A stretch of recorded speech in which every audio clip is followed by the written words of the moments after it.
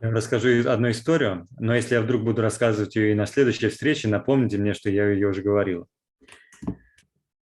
There is this very, I can't remember his name, but he's a very famous French, I think he's a Buddhist.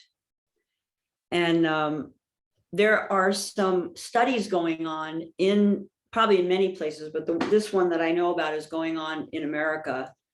And they want to understand what meditation and all the various practices of yoga actually do to people, how it changes their chemistry, all that kind of stuff. Хочу поделиться такой историей. Есть один француз, скорее всего, он буддист, и одна группа американских ученых захотела провести исследование, как медитация, все эти практики реально меняют физическое состояние человека. And so this man has been involved in, being tested for quite a long period of time, probably at least maybe 7 or 8 years so far, maybe longer. И этого человека подписали на очень долгую серию разных тестов, 7 или 8 лет уже. And this was a friend of mine who told me about this because she knows him. And she said that one of the things that they were doing, they wanted to see how, because he has a very meditative mind. He's a meditator. That's what he does. That's his practice. And they wanted to see what would happen. What happens to his brain waves? What happens to his physical chemistry if he encounters something that's very tragic? Мне рассказала эту историю подруга, которая его знает. И у этих ученых был такой вопрос. У этого человека был невероятно сильный медитативный ум, и они захотели посмотреть, как ведут его мозговые волны, его физические параметры, когда этот человек встречается с очень сильной трагедией.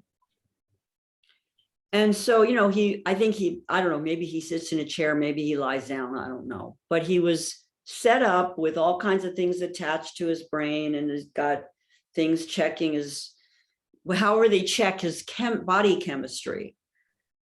And they had him all set up for this. Его посадили в кресло, я так думаю, он был в кресле, подсоединили все датчики, чтобы измерять разные химические и физические параметры. And then I don't know what it's probably like, a quiet, dark room, and they maybe on a screen in front of him, they put up a picture of someone in great physical suffering. И, возможно, это была такая темная комната, и перед ним стоял экран, и там показывают кого-то в большой физической боли.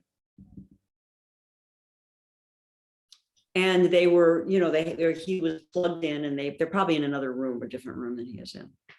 And they got all the data, and within about 15 seconds, the data changed.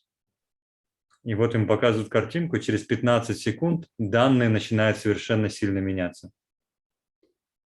And what the first set of data was kind of what they expected. Первые эти моменты времени были абсолютно ожидаемые показатели.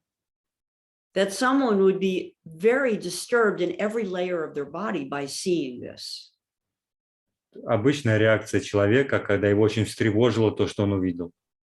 And then it was gone, and he's still looking at the picture, and there's a whole different set of chemistry happening. Но потом все это растворилось, и он все еще смотрит на картинку с уже новой химией в теле. And the woman who runs this program, then they unhooked him, and she's asking him, what happened? At first, you were showing all the signs of the stress that you were under. И потом женщина, которая проводила эксперимент, спрашивает у него: вы сначала показали все классические симптомы стресса. By seeing this person in this terrible pain. Когда увидели человека в невероятном страдании.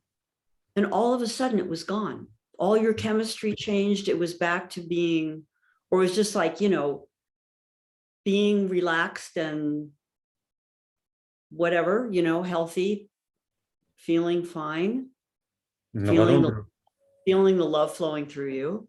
Но потом вдруг все резко поменялось, словно вы расслабились, и словно даже любовь протекала через вас. And she was completely baffled, puzzled by it, because the first reaction was the one she expected, and then this other thing happened. Так что руководительница исследования вообще не понимала, как это произошло. Сначала типичная реакция, потом абсолютно нетипичная. And he thought about it for a moment because he needed to figure out how to express it. And he И said он, to her, sorry, go ahead. и он подумал, как бы ей описать, и говорит ей следующее. And he said to her, I went from empathy to compassion. Я перешел из эмпатии к состраданию, говорит он. So yes, we can feel another person's pain, but what does it serve? Да, It's мы можем better- чувствовать боль других, но в чем толк? It at least opens up to recognize that someone is in pain so that we can do whatever we're capable of doing to help relieve their suffering. Это как минимум помогает увидеть, что другой человек в боли, страдает, и мы, значит, можем что-то теперь сделать, чтобы ему помочь. For a doctor, for a nurse, for people who have that kind of skill. Например, если вы доктор, врач, медсестра.